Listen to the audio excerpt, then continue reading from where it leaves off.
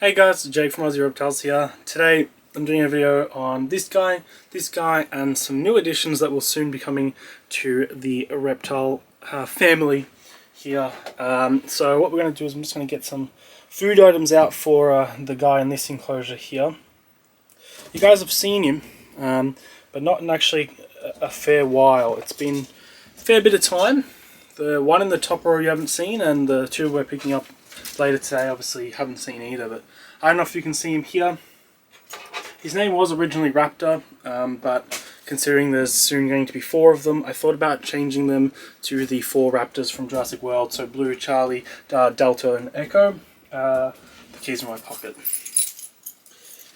With the guy in the top row being Blue, and the one here, I'm not too sure. Now, obviously the Raptors in Jurassic World are all females. I'm unsure on the genders of these guys. Come here. Good boy. I haven't sexed it, so I don't know whether it is a boy or a girl, to be completely and entirely honest.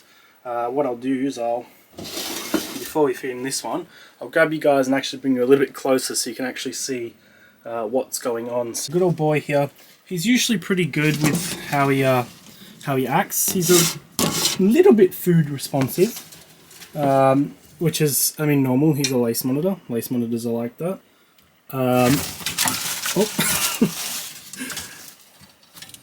Giving it a good try.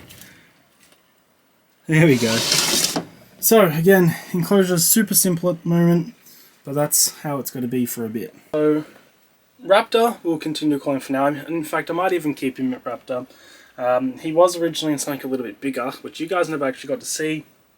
He was in a 6x2 by 2. Currently now he's been downsized to a 4x2 by 45, I believe it is. So not as tall as I'd like it, because they are boreal and terrestrial, so they like to climb as well. When they get quite large, they're quite ground-based. While they're small, they really like that height. And obviously they're always going to use trees as refuge for when they're getting chased by something or just want to get up closer to the sun and so on. He is now, he'd be coming up to 2 years old. Our little guy at the top, Blue, he is not even, I believe he's just over a month old.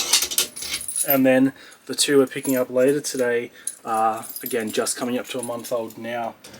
They're coming from a good mate and breeder in Adelaide. We're getting a Bell's phase and another normal. See if we can get Blue. I call him Blue because he has some really nice blue tints on the back of his neck and so on, whereas Raptor here is just pretty stock standard for a standard Lacey. But I'll quickly get some more shots of him and we'll actually check out Blue whilst he's in his enclosure, or she, who knows. Alrighty, so you can see back there we have Blue. If I can stop shaking the camera. Just zoom in, will it autofocus? Yes. So this is Blue. As I said, Blue is a little monthling old lace monitor. I'm going to pop the camera back down and we're actually going to grab him or her and get some better shots. Alrighty, so before we handle, we're just going to clean our hands with F10 gel. This is important, number 1, just so we're not bringing any things across from each animal in each enclosure, and also to hide the scent of the mice, since I just fed the big boy Raptor there. I don't want my fingers tasting like yummy mice or little quails, so hands are nice and clean now, nothing like mice now, just a strong smell of F10. Now let's grab out Blue. He or she is a beauty. I will eventually go get them x-ray sexed. So what I've been doing with Blue, I'm going to just call her a her for the sake of the video, him and her, is I've been handling her every day, if not every second day. Now she prefers to be up in her enclosure, although right now she's being a bit difficult. Okay, so the next part here, unfortunately my camera didn't record, but we were holding the little Lacey, and then we went on to talk about the setup for the new ones. Alrighty, so this is their enclosure. Again, obviously temporary. Now they're going to both live in here together. They're siblings, they've been raised together, so what I'm hoping is hopefully these two will be opposite genders to each one of these, and then they can be split off into pairs, so unrelated. These two are unrelated, obviously the siblings will be. Otherwise, worst comes to worst, maybe if I get a really big, nice aviary, they can be all in there together. So this is it. So again, pretty basic. They've got the two hides there. They can hide under the skull. They can get in amongst all this plant, fake plant and stuff like that. This also acts as a whole bunch of visual barriers to feel more secure. And lots of high ground spots and advantages. Now, cages around the lights is extremely important.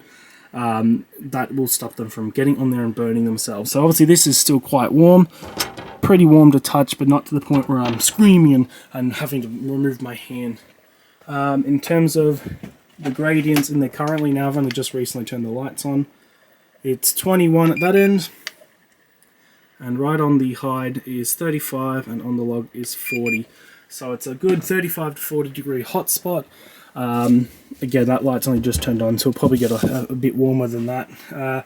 Yuki mulch for the substrate. Again, just a great mulch. That nice eucalyptus smell. Now you may notice that I don't have a UV light in here. Now I will be getting probably an Arcadia fitting or an Ecotech T5 fitting and do the T5 light. But that being said, it is a debate whether or not animals such as snakes and monitors do actually require UVB. Why is that? Because snakes and monitors usually eat whole prey items such as, rabbits, quail, chickens, rats, mice, the whole lot, and that's including their bones. So they get quite a large calcium source from the bones of their prey items. None of these guys currently have UVB. They have UVA because the heat lights in there are UVA heat lights, so they are getting some form of UV. But not UVB, which is really essential to allow them to metabolize and get vitamin D3. That is also why a huge topic is whether or not snakes require UVB or not. Whenever I kept snakes, I never did supply them with UVB, and obviously a lot of people don't. Most people that breed snakes keep them in racking systems where they're not kept with UVB. As I said, I do plan on doing it, and I will be doing it because I definitely feel it's beneficial. Whether or not it's actually an essential or not, that's up to you to decide. But yeah, look, I'll kick this back up again once I've picked up the new lacies that are coming a bit later today. So I'll see you guys then. Alrighty guys, just got home from the airport. It's about 10:30. I was there for ages, but we've just introduced the new guys to their new home. So they're in a 4x2 by 45 centimeter tall, but we won't stress them out too much now. All the other lights in the reptile room, they're already turned off. I'm going to leave theirs on for a little bit longer, let them warm up after a bit of a travel from Adelaide with no heat. So let them get back under the heat source and get some warmth into them.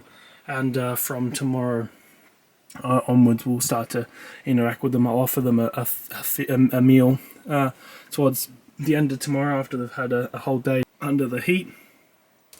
There he is. I don't want to squish him, so the puppy's down and we're going to grab him. There we go. How good is that? It's a cow morph face monitor. Absolutely spectacular. Let's put him back under the heat, see if he'll sit there this time. Yeah, okay. He's a lot more inquisitive, whereas the normal fella, he's quite happy to just sit there, sit still. That's their enclosure. Again, why they're small, keep it super simple. Multiple hiding spots. They've got the two black hides underneath the stack of branches here with the leaf litter, and obviously the skull and in that back corner there. Key to keeping them, especially by the juveniles, is multiple hiding spots. Anyway guys, that's that. Alrighty guys, thank you so much for watching. I have to check. I was trying to edit the video on the way to the pet warehouse place to pick these guys up from where we got them delivered to. I might have potentially not filmed parts of this, but I'll check and see if they're on the camera. If not, the video may be a little bit out of whack. I mean, the lights are off now, so I can't really repeat them, and I want to try and get this video out for you guys tonight. But nonetheless, the new lacies are in. We're going to leave the heat on for them for a little bit tonight, probably maybe another hour. I'm going to set it up on the timer to turn off in an hour, so that will be good then. But yes, that guys will be the end of today's video. Thank you so much for watching, and I'll see you guys in the next one.